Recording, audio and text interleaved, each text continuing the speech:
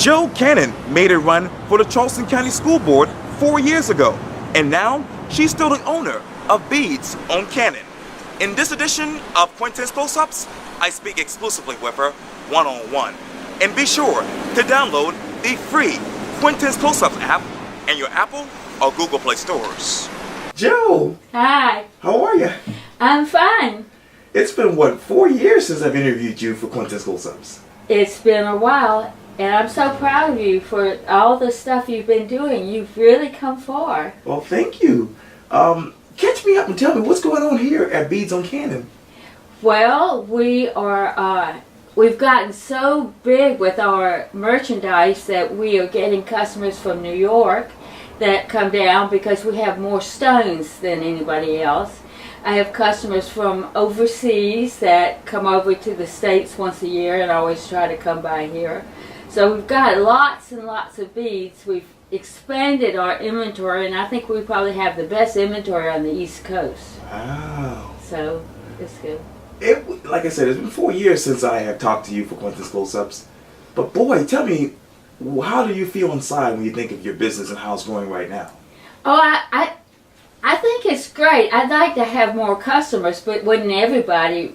I don't feel we're out of the recession yet. Okay. But we have almost 6,000 likes on Facebook. Wow. That's a lot of people who like our store. Right. So that's a good thing. And soon they're going to change the street, Okay. and that will slow down traffic some, maybe, and we'll get more customers then.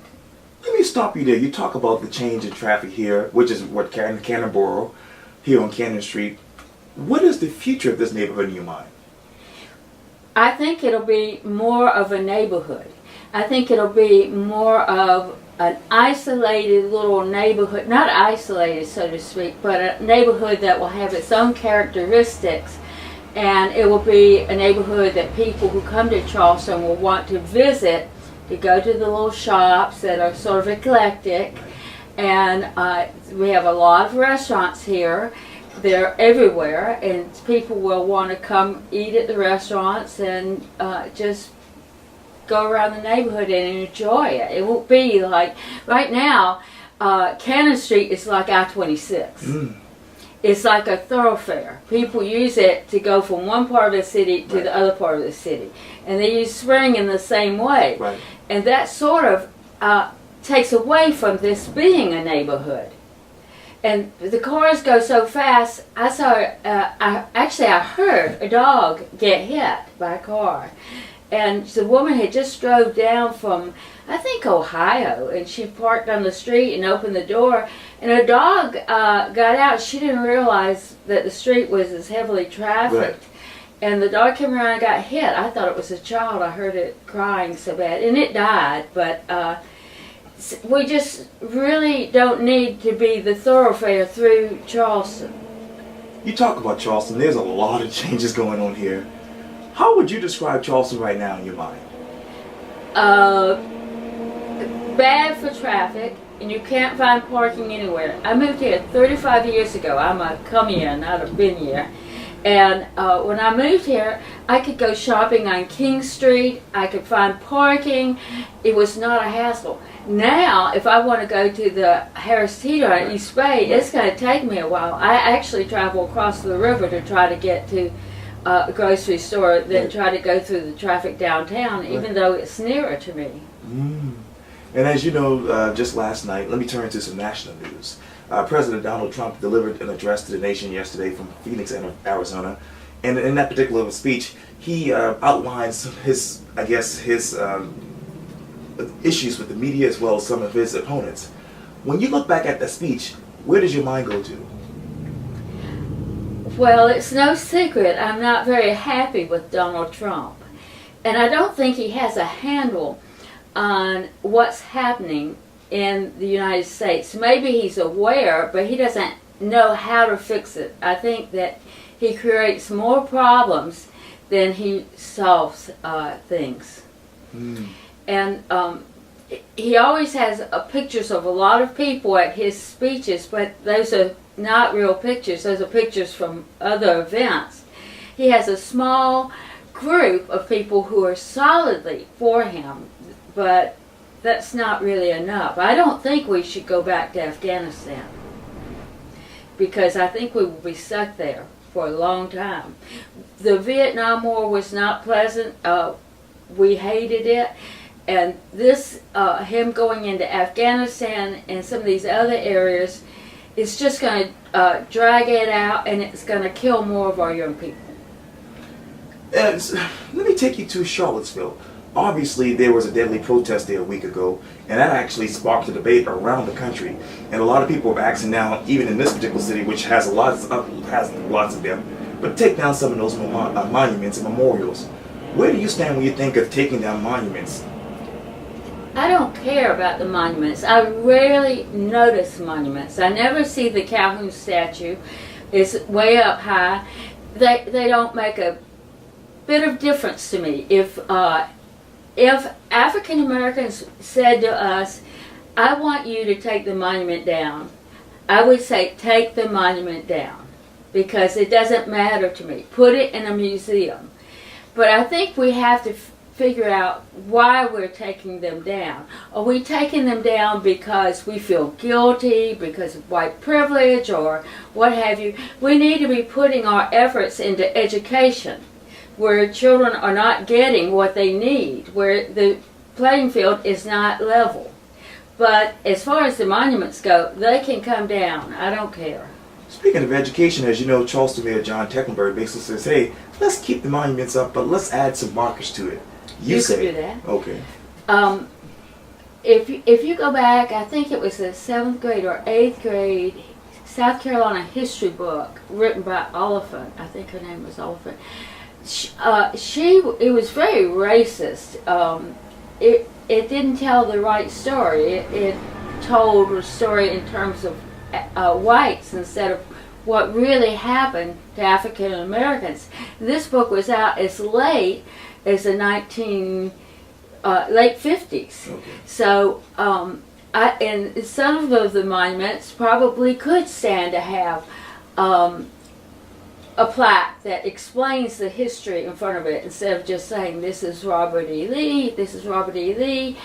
You could say he lost the battle, and he said no monument should be put up. We should learn from our losses. So, yes, I think that would be a good thing. Take you to 75 Calhoun Street. There's another debate going on right now. And although they repealed the Charleston County School Board's vote for a pay raise for most of the members, a lot of people around town are outraged about that. When you heard that for the first time, what went through your mind? Well, as you know, my late husband was on the school board when he died. Right. And he never, ever would have asked for money to serve on the school board. He saw that as serving to help the people. Now, I can tell you, they are involved. They talk on the phone every single day, or they used to, about every single issue before any meeting. So I know they're heavily involved, but just to vote yourself in a pay raise, I think, is sort of when you haven't really done the job, because the school district is in horrible shape. And so, no, I don't think they should have done that. What is the biggest difference between the Charleston County School Board when your husband was on there and right now in your mind? Oh dear. Well, I'm definitely biased towards my husband, Okay. and I think he stood for truth, and he also represented District 20, so he was very involved in what was going on with the schools downtown, and he was working very hard to try to change the standards. But I would imagine that the children are still reading on 3rd grade level or lower in middle school, and so I think the school district has failed. Let me take you right down the street here to the Ashley River Bridge. As you know, there's another debate going on about the bike lane. And now I believe Charleston County Council member L.A. Summey has proposed a plan for a bike lane on the James Allen Connector. Where should a bike lane be in your mind?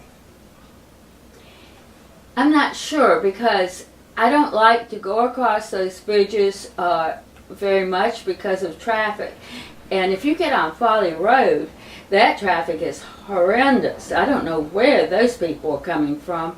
But a bike lane, it sounds like a good idea, But already we've got multiplying traffic problems, and I can't see taking away so people can bring their bikes and ride downtown. Furthermore, people downtown ride their bikes on the sidewalk. I've been hit in the back by a bike. I saw a bike rider come along holding an umbrella, and he took up most of the sidewalk. Somebody came from MUSC on the bike with a cell phone on and one hand on the bike, talking up the sidewalk on Ashley Avenue, and they don't want to hear you say they're supposed to be in the street. And some of these buildings are on a zero lot line, so if you walk out from behind the building, Right. you can get hit. Ooh. And I've almost been hit several times right down on that corner of Rutledge and Cannon Right. walking. Wow. Let me take you to 526 because, you know, it's a question that I've asked people several times on Quintin's close-ups. Is the future of 526 dead or alive? Is it in your mind?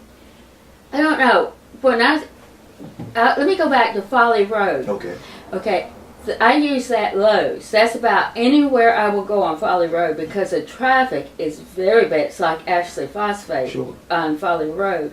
And you got to wonder, all of this traffic is coming from the Folly Beach area or that direction heading towards downtown. And it's all hours of the day, so you have to wonder, where are these people coming from? Where have they been? And that's the only way to get down that off that road is come down that on Folly Road, which the 526 would have eased some of the traffic. Okay. I can't imagine how they're going to evacuate in a hurricane. Because anybody who lives out there has got to come down Folly Road. If they want to go up north. Sure. Right. Well, Joe Cannon, thank you so much for your time. I really, really appreciate this. We got to do this again. Thank you. Anytime. I'm so happy to see you. Likewise. Yes. Thank You were my favorite people. Oh, thank you. I really appreciate that. Yeah. You're not anybody unless you've been interviewed by Quintin. You just haven't arrived. Thank you.